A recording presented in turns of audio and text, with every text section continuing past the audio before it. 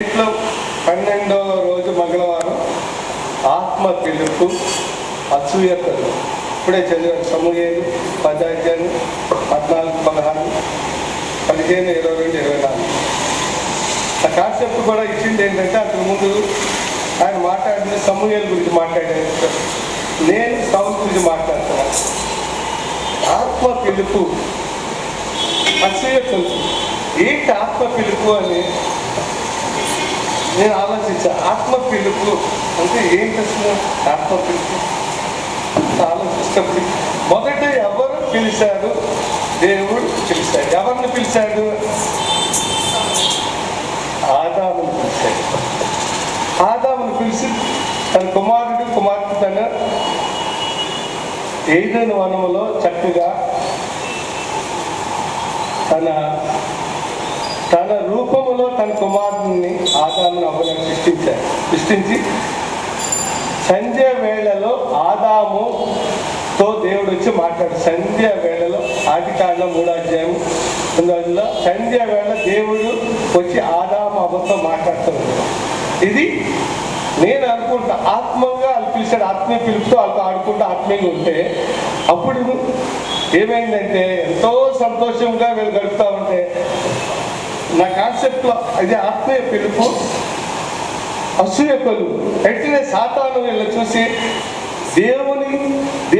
దేవుడి కుమారులతో చక్కగా ఏదేను వనంలో వాళ్ళతో మాట్లాడుతూ ఉండగా ఎంత ఆత్మీయంగా ఉండగా సాతాను చూసి ఏం చేసింది? అందరికి తెలిసిన ఆదాము అవ్వ ఎంతో ఆనందంగా ఉంటే సాతాను వచ్చి పాము రూపంలో వచ్చి ఏం చెప్పింది? దేవుడు ఏం చెప్పాడు మీకు? దేవుడు ఆ వృక్ష ఫలములు తినవద్దు. ఆ వృక్ష ఫలములు తినవద్దని ఎందుకు తినవద్దన్నా తెలుసా మీకు? ఎంతో రమ్యమైనవి అవి తింటే మీరు దేవతలాగా ఉంటారు, మీరు దేవతలైపోతారు అని చెప్పేటప్పటికి వెంటనే అవ్వ తీసుకెళ్ళి ఆదాము ఇవ్వడం, ఆదాము తినడం, ఆజ్ఞను అతిక్రమిస్తారు. దేవుడు ఏమన్నా ఇది తినవద్దు అని దేవుడు చెప్తే బైబిల్లో ఆజ్ఞ అతిక్రమం అక్కడి నుంచి స్టార్ట్ అయింది. అక్కడి నుంచి మొదలయ్యాక దేవుడు ఏం చేశాడు? ఏదైనా అన్నం పంపించాడు. ఆ విధముగా అక్కడ స్టార్టింగ్ ఏంటంటే ఆత్మ పిలుపు అసూయ కొలువు ఆదికాండం 3:8 స్టార్ట్ అయింది. ఆత్మ పిలుపు దేవుడు ఎవరాలు పిలిచాడు? ఎలా పిలిచాడు? మోషేని పిలిచాడు దేవుడు. మోషేని ఎక్కడ పిలిచాడు? ఇశ్రాయేలు ప్రజలందరికీ కూడా నువ్వు నాయకత్వం వహించమని దేవుడు మోషేని పిలిచి మోషే తన ప్రజలందరినీ కూడా నాయకత్వంలో ఉండి నడిపిస్తాడు. అలాగే నోవాహును పిలిచాడు. నువ్వు సిద్ధపరచు. నోవాహును ఎందుకు? వాడును తయారు చేసి నువ్వు సిద్ధపడు, ప్రజలందరినీ కూడా సిద్ధపరచు అని చెప్పి నోవాహును పిలిచాడు. అదేవిధంగా అబ్రహాముని పిలిచాడు. ఆత్మీయ పిలుపు అబ్రహాముకి, నువ్వు విశ్వాసాలకు తండ్రి అవుతావు అని అబ్రహాము పిలిచాడు. అలాగే సమూయేలుని యాహాను కూడా దేవుడు కొత్త నిబంధనల ప్రకారం వాళ్ళని ఆత్మీయ పిలుపుగా ఈ విధముగా దేవుడు ఒక ప్రణాళిక చెప్పిన దేవుడు వీళ్ళందరినీ కూడా ఒక్కొక్కరిని పిలిచాడు. దేవుడు ప్రణాళిక చెప్తున్నా మనల్ని కూడా పిలుస్తున్నాడు. మిమ్మల్ని పిలుస్తాడు, నన్ను పిలుస్తాడు. దేవుడు ప్రణాళిక ఏంటో మనకి తెలియదు. మనం ఆహ్వానుసారంగా దేవుని పిలుపుకి లోబడి ఉంటే దేవుడు మనల్ని కూడా పిలుస్తాడు. అదేవిధంగా నా కాన్సెప్ట్ ఏంటంటే ఈరోజు సౌలు గురించి. సౌలు ఎవరు?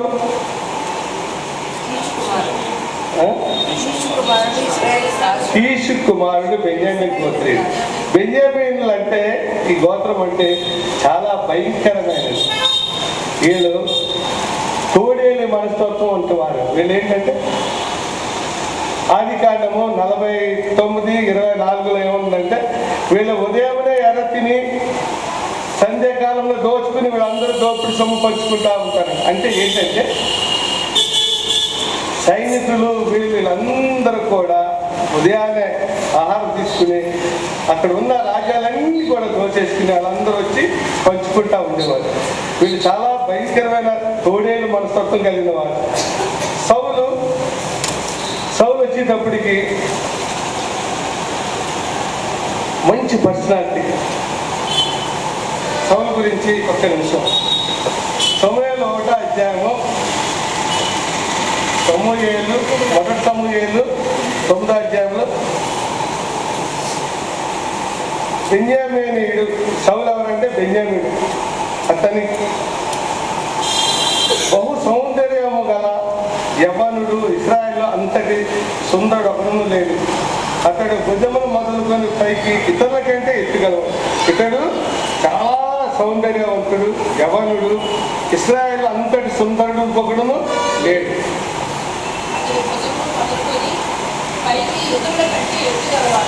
అందరికంటే ఎత్తుగలవాడు అంటే ఇప్పుడు చెప్పుకోవాలంటే 6 ప్యాక్ అంటే మంచి పర్సనాలిటీ, మంచి బలమైన వాడు, అంత బలమైన వాడు కీషు కుమారుడు అన్నమాట.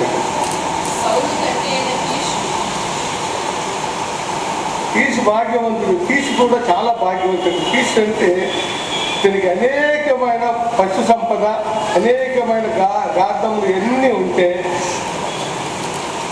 కుమారుడైన సౌలుకి ఏం చెప్తాడంటే, నాయన గార్ధములు కట్టుపోయినవి గార్ధములు నువ్వు వెతికి తీసుకురా అనగానే నా పర్సనాలిటీ ఏంటి, నేనేంటి, నేను 6 ప్యాక్, నేను సౌందర్యవంతుని, అందగాన్ని, బలవంతుని, నన్ను తీసుకురమ్మంటావు ఏంటని ఎదురు తిరగలే. తండ్రి చిత్తానుసారముగా ఏం చేస్తాడు, బయలుదేరుతాడు. తండ్రి చిత్తానుసారముగా తండ్రి మాట విని, తండ్రికి అయితే సౌలు మంచివాడు, చాలా మంచివాడు. తండ్రి మాట విని సౌలు చిత్తానుసారంగా బయలుదేరి గార్ధములు వెతుకడానికి వెళ్తూ ఉండగా దారిలో దాసులు, తన పనివాళ్ళు చాలా మంది ఉన్నారు. కీషుకి చాలా మంది పనివాళ్ళు, అందరూ కలిసి వెతుకున్నాం కదా. తన దాసులు ఏం చెప్తారంటే, అక్కడ ఒక దేవుని కుమారుడు ఉన్నాడు. 9వ అధ్యాయము 6వ వచనంలో, ఇదిగో ఈ పట్టణంలో దైవజనుడు ఒకడు ఉన్నాడు, అతడు బహు ఘనుడు, అతడు ఏ మాట చెప్పునో ఆ మాట నెరవేరు, మనం వెళ్ళి మార్గం అతను తెలుసుకున్నాం. సమూయేలు గురించి ఇక్కడ చెప్తాడు. సమూయేలు ఎవరు? న్యాయాధిపతి. ఆఖరి న్యాయాధిపతి ఎవరంటే సమూయేలే. అతను ప్రవక్త, దీర్ఘదర్శకుడు. ఇతను అంతకు ముందు ఏమేమి జరగబోతున్నాయో ఏమన్నా సరే విషయాలు చెప్పగలే సామర్థ్యత కలిగేవాడు. ఇక్కడ ఉంటాడు. ఇదితో ఈ పట్టణంలో దైవ కుమారుడు ఉన్నాడు, అతడు బహుగనుడు, అతడు ఏ మాట చెప్తును ఆ మాట నెరవేరు. మనం వెళ్ళి అతను చదువుతామంటే ఇక్కడ అందరూ బయలుదేరుతూ ఉంటే చాలా మంచివాడు సౌలు ఏం చెప్తాడంటే, మనము దైవజనుడి దగ్గరికి వెళ్తున్నాం కదా, దైవజనుడి దగ్గరికి వెళ్తున్నప్పుడు వచ్చి చదువుతూ వెళ్తావా, ఎలాగెళ్తాం అని అడుగుతాడు. అడిగితే నా యొక్క 1/4 తులము వెండి కలదు. ఏముంది? 1/4 తులం వెండి కలదని వెండిని తీసుకెళ్ళి అతనికి సమర్పించింది. దైవజనుడికి తీసుకెళ్ళి వెండిని తీసుకెళ్ళి ఇస్తాడు. అప్పుడు 8వ అధ్యాయంలో ఏమవుతుందంటే, జనులు అడిగితే దేవుడు సౌలుని ఏర్పాటు చేశాడు. జనులందరూ కూడా దేవుని చిత్తానుసారం కాదు, జనులందరూ కూడా మాకు ఒక రాజు కావాలను. అప్పటి వరకు ఏంటంటే న్యాయాధిపతులు పరిపాలన చేసేవారు. న్యాయాధిపతులు పరిపాలన అంటే ఏంటంటే సమూయేలు, ఆఖరి న్యాయాధిపతి సమూయేలు పరిపాలన అంటే దేవుడు ఏ విధంగా చెప్తే ఆ విధంగా సమూయేలు నడుచుకున్నాడు. అలాగే జరుగుతూ ఉంటుంది. అంటే దేవుడి చిత్తానుసారంగా న్యాయాధిపతులు అందరూ పరిపాలన చేస్తూ ఉన్నారు రోజుల్లో. వీళ్ళందరూ కూడా, ఇశ్రాయేల్ ప్రజలందరూ కూడా ఏమంటారంటే, మాకు రాజు కావాలి, మమ్మల్ని ఏలే రాజు కావాలి, ఫిలిప్పీలు యుద్ధం చేయడానికి ఒక రాజు మాకు కావాలి. వీళ్ళందరూ కూడా ఎవరిని అడిగారు? దేవుణ్ణి అడుగుతారు. దేవుడు ఏంటంటే అప్పుడు చెప్తాడు సౌలుకి, జనులందరూ అడుగుతున్నారు కాబట్టి సౌలుని నీ దగ్గరికి ఒక బెన్యామీను గోత్రుని నీ దగ్గర పంపుతున్నాను, అతను నువ్వు రాజుగా అభిషేకించాను.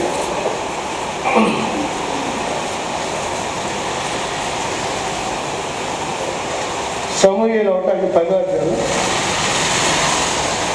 అప్పుడు సమూయేలు తైలపుట్టి పట్టుకొని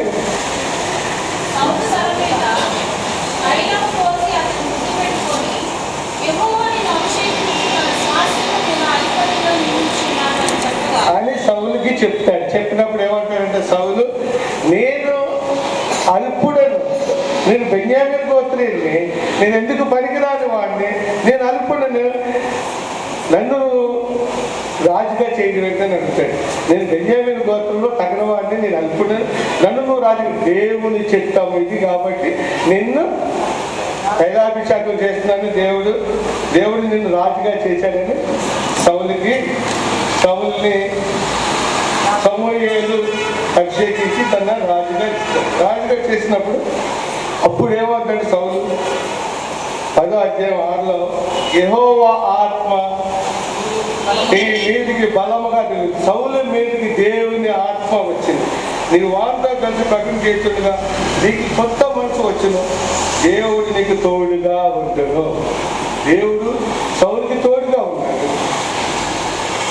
9వ అధ్యాయం వచ్చేటప్పటికి కొత్త మనసు అనుగ్రహించాడు దేవుడు. పాతదంతా తీసేసి కొత్త మనసు అనుగ్రహించి 10వ అధ్యాయం వచ్చేటప్పటికి దేవుని ఆత్మ బలముగా అతని మీదికి దిగి వచ్చాడు, సౌలు మీదికి దిగి వచ్చాడు. సౌలు గురించి చెప్పాలంటే ఏంటి?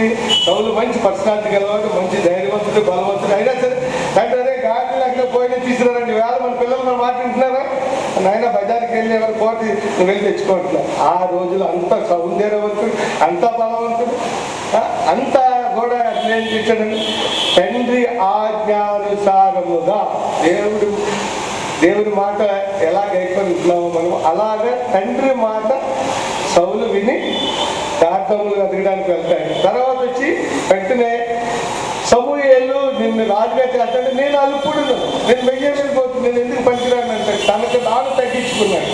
అప్పుడు దేవుడు తనని రాజుగా చేసినప్పుడు దేవుని ఆత్మ సౌలు మీదకి వచ్చాను.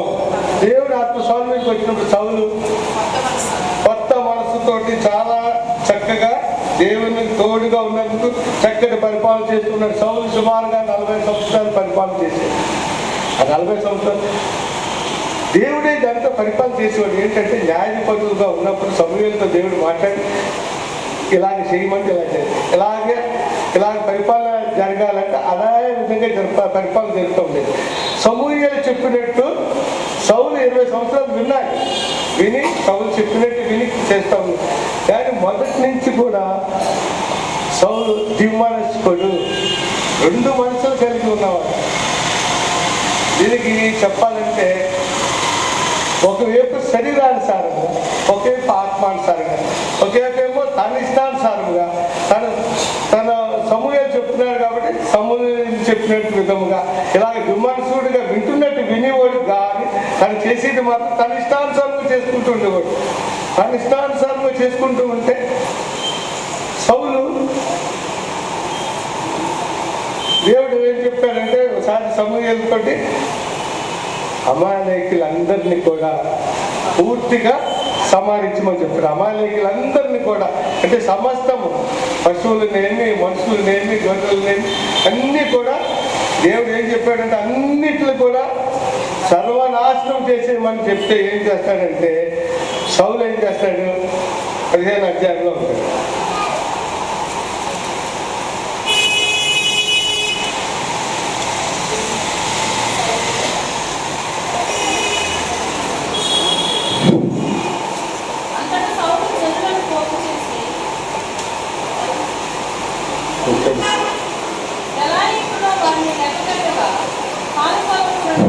అది కాదమ్మా,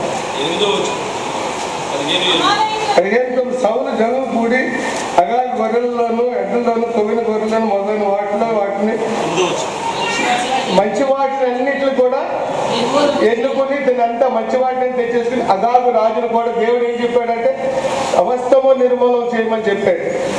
సమస్తము నిర్మూలన చేయమంటే ఏం చేశాడు సౌలు జనుల్లో కూడిన అగాగును గొర్రెలతోనూ ఎడ్లలోనూ కొవ్విన గొర్రెలు మొదలైన వాటిని నిర్మూలన చేయక తను తెచ్చేసుకుని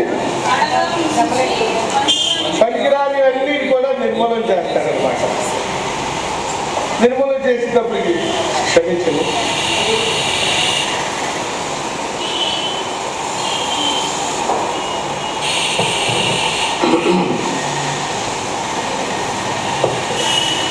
అప్పుడు వెంటనే యెహోవా దేవుడు ఏం చెప్తాడు? అని యెహోవా సమూయేలు ప్రత్యక్షమై ఇలా చదివించాడు. సౌలు నన్ను అనుసరింపక నా ఆజ్ఞని గైకొనుక దేవుడు ఏమన్నాడంటే వెంటనే సౌలు నన్ను అనుసరించాలి, నేనేం చెప్పాను మొత్తము సర్వనాశనం చేసామంటే అతను ఏం చేశాడు, బలమైనవన్నీ తెచ్చుకున్నాడు. ఆయన బలహీనవన్నీ కూడా ఇతను నిర్మూలన చేశాడు. బలహీనవన్నీ కూడా తన నిర్మూలన చేసి బలమైనవన్నీ కూడా తను తెచ్చుకుంటాడు. సౌలు నన్ను అనుసరింపగా వెనుదిరిగి నా ఆజ్ఞని గైకొన. దేవుడు ఒకటోది, దేవుని ఆజ్ఞ గైకొనలేదు. దేవుడు ఏం చెప్పాడు, సమానించుము అంటే సమానించకుండా దేవుని ఆజ్ఞను గైకొనక. రెండోది వచ్చేటప్పటికి ఈయన ఏం చేశాడంటే యెహోవా బలులు అర్పించిన జనులు గొర్రెలను ఏం చెప్తాడంటే యెహోవాకు బలులను అర్పించుటకు జనులు గొర్రెలను ఎడ్లను మంచి వాటిని ఉంచేది, మిగిలిన వాటిని మేము ఏం చేస్తాడు, యెహోవా బలులు అర్పించడం కోసం జనుల మీద తోచేస్తున్నాడు. ఇదంతా తీసుకొచ్చిందంటే ఇతనే తను చేసిన తప్పుని జనాల మీద తోసేస్తున్నాడు.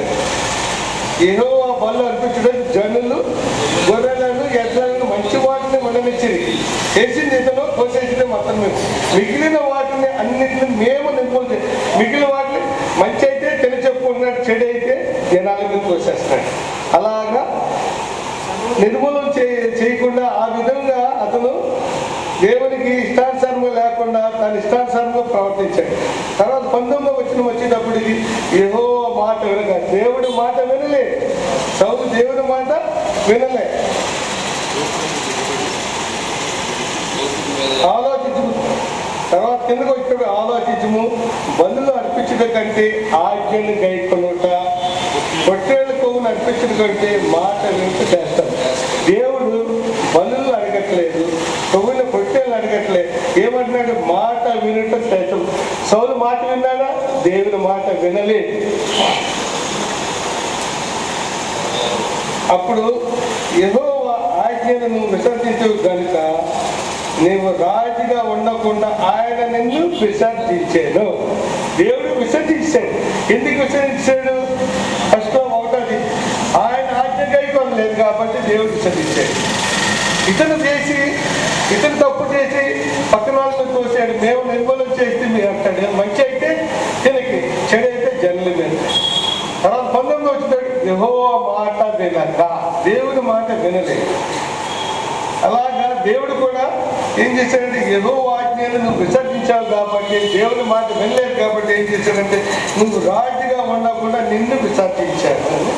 దేవుడు వెంటనే కూడా సౌలుని విసర్జించి రాజుగా ఉండడానికి దేవుడు ఇష్టపడలేదు. కానీ సమూయేలు ఎంతో బాధపడుతుంటాడు, సమూయేలు ఎంతో చింతిస్తాడు సౌలు గురించి. ఏంటి ఇలా జరిగింది, ఏంటి నాయన అని సమూయేలు ఎంతో దేవుడు కూడా ఒక చోట సౌలు గురించి బాధపడతాడు. 35లో సౌలు ఇశ్రాయేలు మీద రాజుగా నిర్ణయించినందుకు యెహోవా పశ్చాత్తాపడను. దేవుడు కూడా పశ్చాత్తాపడు. ఏంటంటే మనం ఆజ్ఞను అతిక్రమిస్తే పాపం. అంటే నేను మర్డర్ చేయలేదు, నేను విచారణ చేయలేదు. దేవుని ఆజ్ఞను ఎప్పుడైతే అతిక్రమించామో, దేవుని మాట మనం వినలేదో అది పాపమే. అందుకోసం దేవుడు ఏం చేశాడంటే అంత పెద్ద రాజుని కూడా తృణీకరించాడు. అప్పుడు సౌలును విసర్జిస్తే సమూయేలు ఎంతో బాధపడుతూ ఉంటే దేవుడు ఏం చెప్పాడంటే నేను కోరుకున్నవాడు వేరే వాళ్ళు ఉన్నారని చెప్పాడు. అప్పుడు ఏం చేస్తాడంటే దేవుడు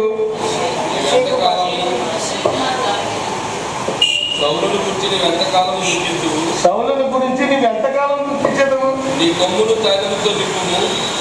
కొమ్మును తైలంతో నింపుము. యెషయా కుమారుని వద్దకు వెళ్ళి, ఆఖరి వాడు ఉన్నాడు యెషయా కుమారుడు, అతని వద్దకు వెళ్ళి నీ కొమ్ముతో నువ్వు అతన్ని తైలము కొమ్ము తీసుకుని వాళ్ళ సహోదరులతో వాళ్ళు అభిషేకం చేస్తాడు. దేవుడు వెంటనే కూడా దావీదుని నేను కోరుకున్న వాడితేనే, దావీదు నేనే కోరుకున్నాను. ఎప్పుడైతే దేవుడు విసర్జించబడ్డాడో సౌలు పిరికివాడైపోయి, ద్విమనస్కుడై, సాతాను మనసు వచ్చి ఎంతో పిరికివాడైపోయి చాలా దేవునిలో దగ్గరకు ఉండకుండా సోదిగాళ్ళతోటి మంత్రగాళ్ళతోటి ఎంతో భయంకరమైన పరిస్థితిలో ఉంటాయి. అలాంటి పరిస్థితుల్లో ఫిలిష్తీయులు యుద్ధానికి వస్తాడు. ఫిలిష్తీయులు యుద్ధానికి అవతల పర్వతం ఫిలిష్తీయులు ఇవ్వట్లేదు. ఇజ్రాయెల్ ఉండి వాళ్ళంతా ఫిలిష్తీయుడు వచ్చి గొలియాతు వచ్చి ఛాలెంజ్ చేస్తుంటాడు. 40 రోజులు అరుస్తుంటాడు, రండి నా దగ్గర రండి, ఎవరన్నా నాతో దెబ్బలాడే వాళ్ళు ఎవరైనా ఉంటే నాతో రండి, పోరాటండి, గెలిస్తే మేమందరం మీకు సరెండర్ అవుతా, లేకపోతే మీరు మాకు సరెండర్ అవుతుంది. 40 రోజులు అయితే మనకి తెలిసిందే. దావీదు వచ్చి సున్నత లేని ఫిలిష్తీయుడు ఈ విధంగా మాట్లాడుతుంటే మీరు అందరూ ఎందుకు ఇలా చూస్తున్నారని సౌలుని అడిగి ఏం చేస్తాడు? సౌలుని అడిగి నేను ఈ అన్యజనుల ఫిలిష్తీయులు సున్నత లేని వాడిని నేను చెప్తానంటే ఏమంటాడు? నువ్వు బాలుడవు. నేను బాలుడునైనా సరే గొర్రెలు వేసేటప్పుడు నేను సింహాలతో పోరాడా, ఎలుగుబంటితో పోరాడాను, అనేక మంది క్రూర మృగాలతో పోరాడాను. ఆ దేవుడు నా పక్షం ఉన్నాడు. నేను కాదు చేసేది, యుద్ధం చేసేవాడు యెహోవా. దేవుడు నా పక్షం యుద్ధం చేస్తాడు నాకు అవన్నీ అని తను సౌలుని సంహరించేస్తాడు. సౌలుని సంహరించాక వీళ్ళందరూ కూడా ఎంతో ఊరేగింతో వస్తుంటారు. అందరూ ప్రజలందరూ ఊరేగుతుంటూ వస్తే అప్పుడు ఏమవుతుందంటే 18 వచ్చేటప్పటికి వీళ్ళందరూ కూడా సౌలుకి వేలాదియు దావీదుకి 10,000 అంటారు. సౌలుకి వేల కొద్ది స్తోత్రాలు, దావీదుకి 10,000 అనేటప్పటికి అసూయ మొదలవుతుంది. ఇటేమో దేవుని ఆత్మ పోయింది, ఇటు అసూయ జరిగింది. ఏమైందంటే ఇతను మొదటి నుంచి కూడా దిమ్మనస్కుడు, అంటే 2 మనసులు ఉన్నాయి. ఇటు ఆత్మానుసారంగా జీవిస్తున్నట్టు అనుకుంటాడు, కానీ చేసేదాన్ని తన ఇష్టానుసారంగా జీవిస్తున్నాడు. తన చిత్తానుసారంగా తను ఏది తోస్తా చేయడు. దేవుడు ఏం చెప్పాడు? అన్ని నిర్మూలన చేయమంటే ఇతను ఏం చేస్తాడు? తనకి ఇష్టమైనవన్నీ దాచుకుంటాడు. దేవుడికి ఏం కావాలి? దేవుడికి మనకి విరిగి నలిగిన మనసు కావాలి. అంతేగాని దేవుడికి ప్రొగ్గిన దూడలు కావాలా, బలులు కావాలా? మీ బలులు కాదు, ఏం కాదు, మీరు విరిగి నలిగిన మనసుతో నా దగ్గరికి వస్తే ప్రభుత్వం దగ్గర తీసుకుంటాను అంటున్నాడు. అదే విధంగా అసూయ వచ్చి ఏం చేస్తాడంటే ఇతను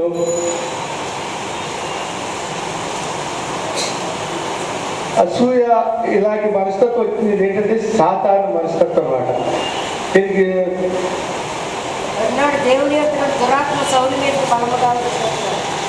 దీనికి చిన్న ఉదాహరణ ఏంటంటే అసూయ మొదటి నుంచి అసూయ ఉంది. కయ్యూను హేబేలు వచ్చేటప్పటికి హేబేలు ఇద్దరు కూడా దేవుడికి అర్పణ జరిపితే హేబేలు అర్పణ దేవుడు తీసుకుంటాడు. కయ్యూను దేవుడికి సరైన అర్పణ ఇవ్వలేదు కాబట్టి ఈ అసూయ అనేది తన తమ్ముడిని చంపేస్తాడు. ఇలాంటి మనసు ఉన్న వాళ్ళు ఏంటంటే ఆత్మహత్యలు, రాత్రి ఆలకాల హత్యలు చేసుకుంటారు. సౌలు కూడా దిమ్మనస్కుడే, తనకి తాను తప్పించుకుంటాడు. చాలా బలవంతుడు. గొలియాతు అంత బలవంతుడు, అంత బలవంతుడు కూడా సౌలు తనకి తాను తప్పించుకుని సూసైడ్ చేసుకుంటా ఉంటాడు. సూసైడ్ చేసుకుని చచ్చిపోడు. అప్పుడు ఏంటంటే చాలా బలవంతుడు కాబట్టి చావపోతే అమ్మాయిని ఎక్కిన వాళ్ళందరినీ అడిగి అతన్ని చంపేసుకుంటాడు. ఇతను మొదటి నుండి కూడా దిమ్మనస్కుడు కలిగి ఉన్నాడు. దేవునితో ఉంటూ కూడా తన ఇష్టానుసారంగా తాను ప్రవర్తిస్తూ ఉండేవాడు.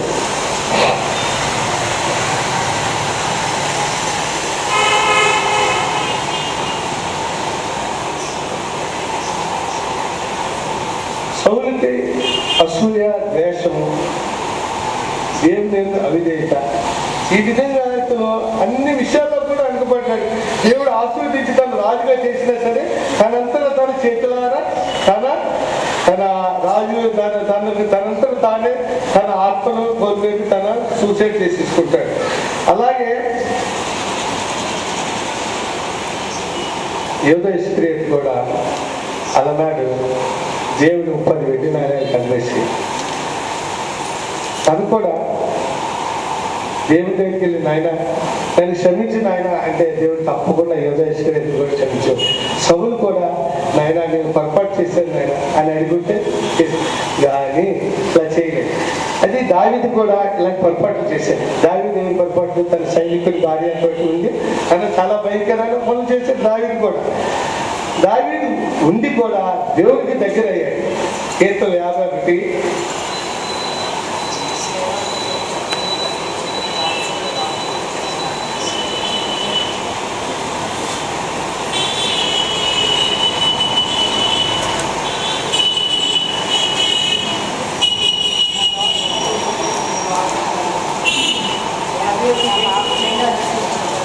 ఏమంటాడంటే తెలుగు కూడా తప్పులు చేసి ఏమంటాడు, నా అతిక్రమం తుడిచివేయము, నా దోషం పోవునట్టు నన్ను బాగుగా పడు.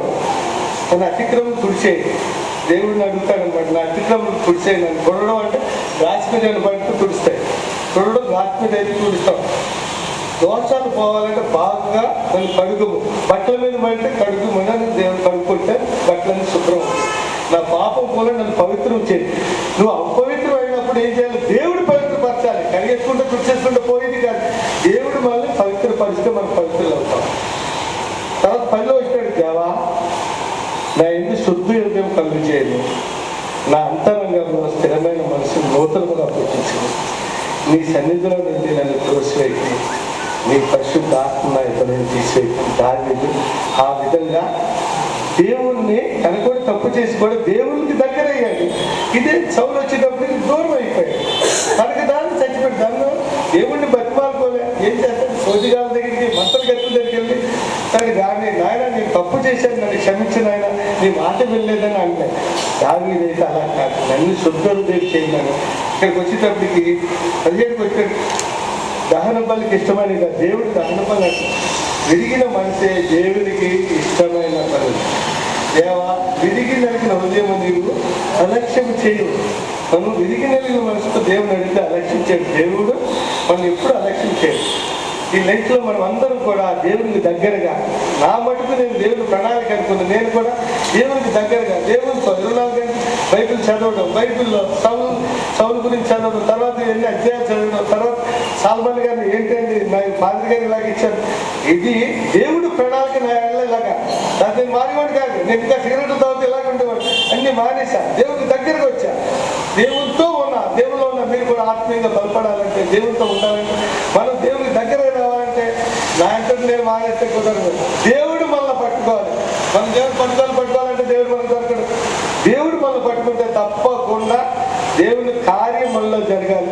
ఆత్మీయంగా బలపడాలంటే దేవుడి కార్యం మనం జరగాలి. మన పరిశుద్ధులు ఉండాలి, నీతిమంతులు ఉండాలి. దేవుడు మన కోసం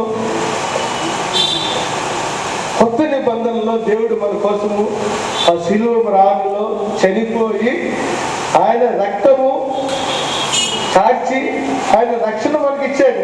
మనం చేసిన పాపాలకి, మనం చేసిన మాటల వల్ల, తలంపు వల్ల చేసిన అన్నిటి కూడా దేవుడు శిలువ రక్తంలో ప్రాణులో ఆయన మరణించి మనల్ని, మనం ఇంకనూ బలహీనంగా, మనం ఇంకనూ పాపులుగా ఉండగానే శిలువ రక్తంలో ఆయన మనల్ని కడిగి శుద్ధి చేసుకుని ఆయన రక్షణ భాగ్యం మనకి ఇచ్చాడు.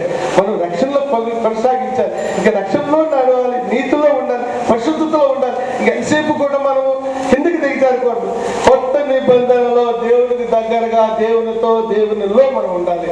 మనం అందరం కూడా ఒకరికొకరు ప్రార్థన చేసుకుంటూ ఆత్మీయంగా బలపడాలి.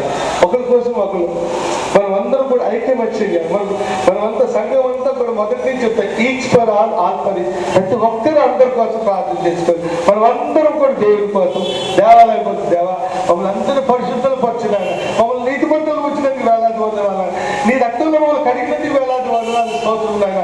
నాయన నువ్వు ఏమిచ్చి మమ్మల్ని కొన్నావు నాయన, నీకు ఏమి ఇవ్వగలవు నాయన, విరిగి నలిగిన మనసుతో నీకు మేము ఏమి చేయగలవు నాయన. దేవుడు మనం గోజాడుకుంటూ దేవుల్లో మనం ఉంటే ఈ లెంట్లో మరీ దగ్గరగా ఉంది.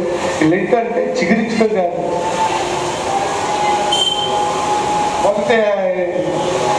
మొదటి అధ్యాయంలో తన ఆకు వాడగా తన కాలం ముందు ఫలమిచ్చి చెట్టు వల్లే ఉండాలి. ఎంతసేపు చిగురించడం, ఈ సంవత్సరం చిగురించి మనం ఫలమిచ్చి చెట్టు వల్ల ఉండాలి. మనం అన్ని కూడా ఫలాన్ని పొందాలి. మన ఫలాలు అందరికి ఇవ్వాలి. మనం అందరం కూడా ఆత్మీయంగా బలపడాలి.